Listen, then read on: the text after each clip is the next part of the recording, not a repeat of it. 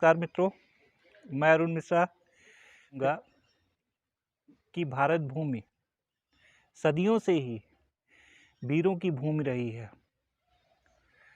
भारत ने कभी किसी के क्षेत्र में कोई आक्रमण नहीं किया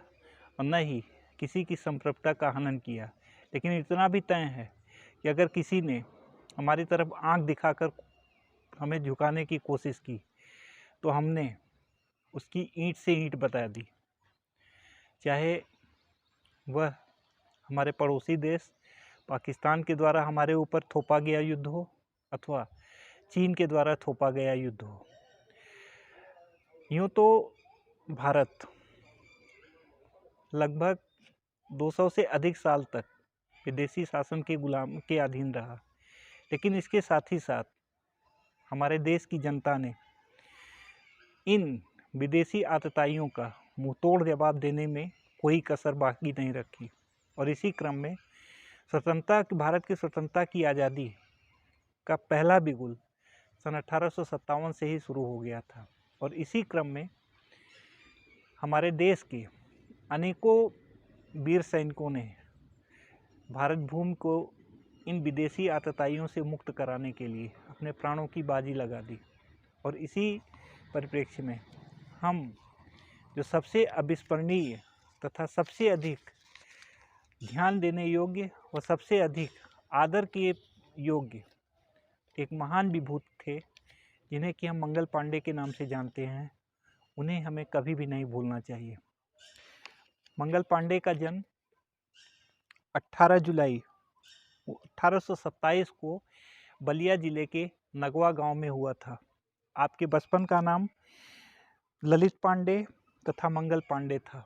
आपके पिताजी का नाम श्री दिवाकर पांडे तथा माताजी का नाम अभय रानी था। यूँ तो भारत की स्वतंत्रता की आज़ादी के खिलाफ स्वतंत्र भारत की आज़ादी के लिए सदियों से ही हमारे देश के सब अमर सपूत लगे हुए थे, लेकिन इसी क्रम में जो सबसे अधिक विद्रोह भारतीयों ने शुरू किया वो सबसे पहले बैरकपुर की छावनी से प्रारंभ हुआ। अपनी प्रारंभिक शिक्षा पूरा करने के बाद मंगल पांडे भी कलकत्ता में जाकर के सबसे पहले एक सेवा करनी प्राइवेट सेक्टर में जाकर के सेवा करने का निश्चय किया, लेकिन फिर देश सेवा का जज्बा उनके हृदय में हिलोरे मार रहा था और इसी क्रम में उन्होंने जाकर के बैरकपुर की छावनी में उस समय की सेना में भर्ती हो गए और आपको आपका जो अंक दिया गया वह 1400 पैदल सेना की में एक सिपाही के रूप में सम्मिलित हो गए और आपको आपका अंक दिया गया 1446। वहाँ पर अंग्रेज़ों के द्वारा जो बंदूक दी गई थी उसमें जो कारतूस लगते थे उस समय, उसमें उन कारतूस को मैगजीन में लोड करने से पहले उसे मुंह से खींच करके उसकी कार्टिज को खोलना पड़ता था, और वह कार्टिज जिस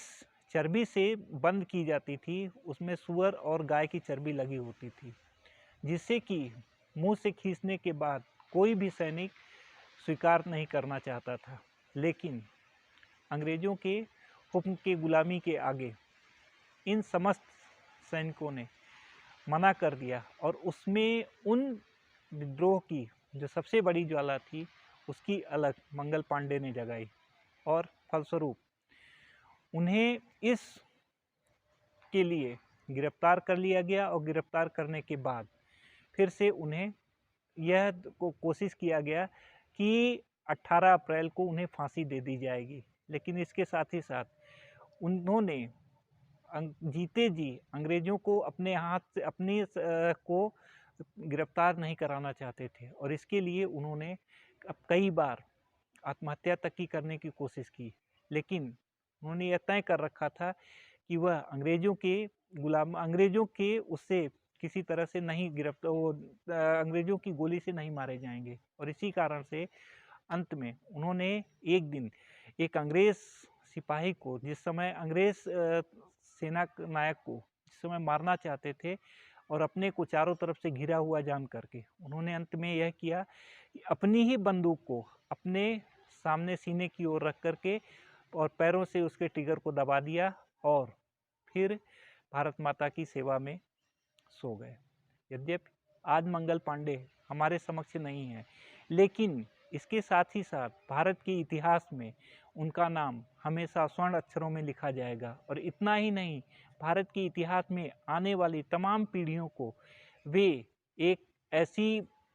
गाथा, उनकी गाथा को सुन करके उनके भी हृदय का जो रक्त है वह उबल उठेगा और अन्याय तथा अनीति के खिलाफ चाहे वह कोई भी हो, उससे लड़ने में अपने आप को हर तरह से सक्षम पाएंगे और इसके लिए सतत आगे रहेंगे। मुझे आशा ही नहीं वरन पूर्ण विश्वास है कि यह वीडियो आप सबको पसंद आया होगा। अगर पसंद आया हो तो अपने मित्रों के साथ शेयर करें तथा मेरे चैनल को सब्सक्राइब करें। धन्यवाद।